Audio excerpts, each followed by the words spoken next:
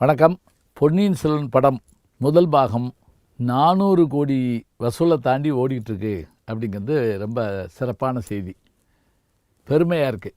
ஒரு எழுத்தாளனுடைய எழுத்துக்கு எவ்வளோ பெரிய மரியாதை. அதனால் இதை படமாக்கிய நடித்த அத்தனை பேருக்கு வாழ்த்துக்கள். சரி, இன்றைக்கி நான் என்ன சொல்ல போகிறேன் அப்படின்னு பார்த்திங்கன்னா, நான் ஒரு 2-3 ஆண்டுகளுக்கு முதல்ல நெதர்லாந்து போயிருந்தேன். அது டச்சுக்காரர்களுடைய தேசம். இன்னும் சொல்லப்போனால் கடல் மட்டத்திலிருந்து கீழே இருக்கக்கூடிய நாடுமாங்க. எந்த நேரமும் கடல் சூழ்ந்துடலாம் அப்படிங்கிற நாடு அது. அதனால் அணைக்கட்டுகளாக கட்டியிருப்பாங்க அந்த ஊரை சுற்றி, கடல் உள்ளே வந்துடாமல். ஆச்சரியமான ஊர். அங்கே கப்பல் போச்சுன்னா நிற்குமா அப்படி. அது எப்படி துறைமுகத்தில் இறக்குவாங்கன்னா, இப்படி இரும்பு வால் போட்டவனில் தண்ணியை ஏற்றுவாங்களாம். இந்த லெவலுக்கு தண்ணி வந்தோன்னு இந்த கப்பல் இங்கே வந்த பிறகு அந்த தண்ணியை இறக்கிற பிறகு அது கீழே வந்து அந்த கடல் மட்டத்துக்கு வருமா. அதை பற்றிய கதை கூட நீங்கள் கேள்விப்பட்டிருப்பீங்க. அந்த அணைக்கட்டு உடைய போகிறப்ப சின்ன இது வழியாக தண்ணி வந்தபோது ஒரு பையன் தன்னுடைய விரலை வச்சுக்கிட்டே அப்படியே இருந்தான் விடிய காலம் வரைக்கும், அந்த ஊரையே காப்பாற்றினான் அப்படின்னு. அந்த பையனுடைய சிலையும் நான் போய் அந்த ஊரில் பார்த்தேன். ஆம்ஸ்டர்டாம் அப்படிங்கிற பகுதிக்கு தான் போனேன். இங்கே தான் நான் சொன்ன இடமெல்லாம் இருந்தது. இதுக்கும் நம்ம பேசுகிற விஷயத்துக்கு என்ன சம்மந்தம்னு கேட்டிங்கன்னா, நான் இங்கேருந்து புறப்படுறப்பவே முக்கியமாக அதை பார்த்துட்டு வாங்கன்னு சொன்னவர் என்னுடைய நண்பர் தொல்லியல் துறை அறிஞர் வேதாசலம் அவர்கள். ராஜராஜ சோழனுடைய செப்பேடுகள் அங்கே பாதுகாக்கப்படுது, பார்த்துட்டு வாங்க அப்படின்னாரு.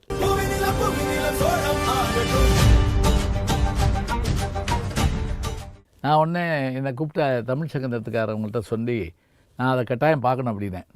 ஏற்பாடு பண்ணாங்க, போயிருந்தோம். நானும் என் மனைவியும் போயிருந்தோம். ஆனால் உள்ளே போகிறப்போ ஒருத்தருக்கு மட்டும்தான் அனுமதின்ட்டாங்க. அங்கே இருந்த பேராசிரியர் நம்மளை உள்ளே அழைச்சி போனார். உள்ளே போனால் அதை எவ்வளோ பாதுகாப்பாக வச்சுருக்காங்கிறீங்க. பாண்டு படத்தில் வர்ற மாதிரி இருக்குதுங்க. உள்ளே போய் கையுறை மாட்டிக்கிட்டு போனால் அந்த ஒரு இதில் இருந்து இதுக்குள்ளே அப்படியே மேலே கொண்டு வந்தாங்க. 30 கிலோ எடையுள்ள ஒவ்வொரு இதழ்களாக உள்ள ஒரு வளையம் போடப்பட்ட செப்பேடுகள். 1000 வருஷத்துக்கு முந்தின செப்பேடுகள். நான் தொட்டு பார்க்கலாமான்னு கேட்டேன். பாருங்கள் அப்படின்னாங்க. நான் கையில் இருக்க உரையை கழட்டிட்டு அதை தொட்டு பார்த்தேன். அந்த சில்னஸில் நான் காலை இயந்திரத்தில் ஏறி போகிற மாதிரி எனக்கு தோணுச்சு. அது என்ன செப்பேடு, யார் கொடுத்தது என்றால், 5ஆம் பாகம் நீங்கள் பொன்னியின் செல்வன் படிச்சிங்கன்னா அதில், அதாவது இலங்கையிலிருந்து வரக்கூடிய அருள்மொழிவர்மன் உடல் நோயால் பாதிக்கப்பட்டு காய்ச்சல் வந்த உடனே, விஷக்காய்ச்சல் வந்த உடனே அப்போ போய் பாதுகாக்கிறதுக்கு அங்கே புத்தககாரத்தில் வச்சுருக்காங்க. எங்கே, நாகப்பட்டினத்தில். அங்கே தான் கொண்டு போய் பூங்குழலியும் சேந்தனமதனும் விட்டுட்டு வர்றாங்க. வந்தியத்தேவன் அங்கேருந்து பிரிஞ்சு போயிடுறாரு. இந்த புத்த விகாரம் 5ஆம் பாகத்தில் கடல் கொள்ளும்.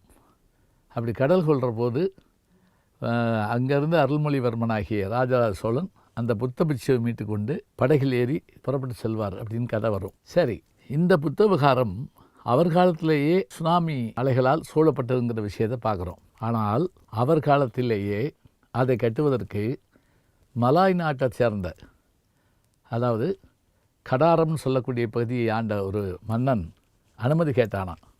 எப்படி, அந்த புத்தவிகாரத்தை நான் கட்டுறதுக்கு அனுமதி கொடுக்கணும். உடனே ராஜராஜ சோழன் பாருங்கள், அவன் சைவ சமயத்தை சார்ந்தவனாக இருந்தாலும் கூட, அழுத்தமாகவே சொல்லலாம், ராஜராஜ சோழன் சைவ சமயத்தை சார்ந்தவனாக இருந்தாலும் கூட மாற்று மதமான பௌத்த மதத்துக்கு கோயில் கட்டுவதற்கு இடமும் கொடுத்து, அந்த கோயிலை பராமரிப்பதற்கான செலவுக்காக ஆனைமங்கலம் என்றொரு ஊரையே தானமாக கொடுத்து, அந்த தானமாக கொடுத்ததை செப்பேடுகளில் பதிவு பண்ணி கொடுத்தானாம். அதனால் அதுக்கு பேர் ஆனைமங்கல செப்பேடுன்னு பேர். இந்த செப்பேடுகள் தாங்க இங்கே இருக்குது. எங்கே இருக்குன்னா, நெதர்லாந்து நாட்டில் லேடன் பல்கலைக்கழகத்தில் இருக்குது.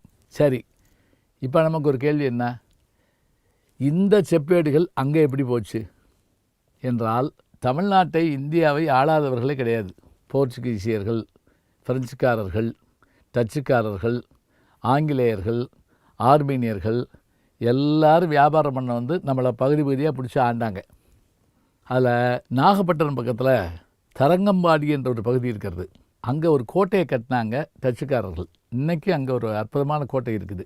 நல்லா சொல்லப்போனால் பைபிள் அங்கே தாங்க இருக்குது. இப்போ முதல் பைபிள் அங்கே இருக்குது. நான் போய் பார்த்து வந்தேன். அதையும் தரங்கம்பாடியில் போய் பாருங்கள். இந்த பகுதியெல்லாம் ஆண்ட டச்சுக்காரர்கள் தங்களுடைய பொருள்களை வைப்பதற்கான இடமாக இந்த புத்தவிகாரத்தை பயன்படுத்தியிருக்கிறார்கள். அப்போது அந்த புத்தவிகாரத்தில் இருந்த அரிய பொருள்களெல்லாம் அவர்கள் எடுத்து சென்று விட்டார்கள். அப்படி கொண்டு செல்லப்பட்ட பொருள்களில் ஒன்றுதான் ராஜராஜ சோழனுடைய செப்பேடுகள். அந்த செப்பேடுகளுடைய அருமையை தெரிந்து அவர்கள் பல்கலைக்கழகத்தில் இன்றைக்கும் பாதுகாப்பாக வைத்திருக்கிறார்கள்.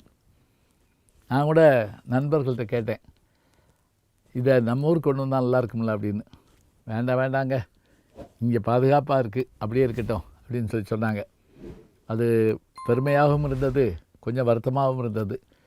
ஆனாலும் கூட அந்த செப்பேடுகளை பார்த்தபோது எனக்கு இருந்த ஆச்சரியம், பொன்னியின் செல்வனுடைய, அருள்மொழிவர்மனுடைய, ராஜராஜ சோழனுடைய அந்த பரந்த மனதும் அவருடைய அந்த குடைக்குணமும் நம்மை வியப்பில் ஆழ்த்துகின்றன.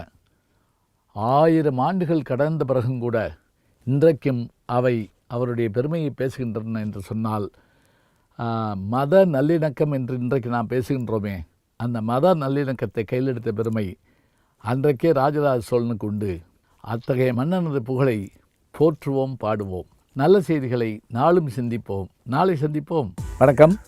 அன்புக்குரிய யூடியூப் நேயர்களே, நீங்கள் இன்னும் என்னை நெருக்கமாக பின்தொடர வேண்டும் என்று சொன்னால் ட்விட்டர், இன்ஸ்டாகிராம், ஃபேஸ்புக் போன்ற சமூக வலைதளங்களில் பின்தொடர்ந்து வாருங்கள். நாம் முன்தொடர்ந்து செல்வோம்.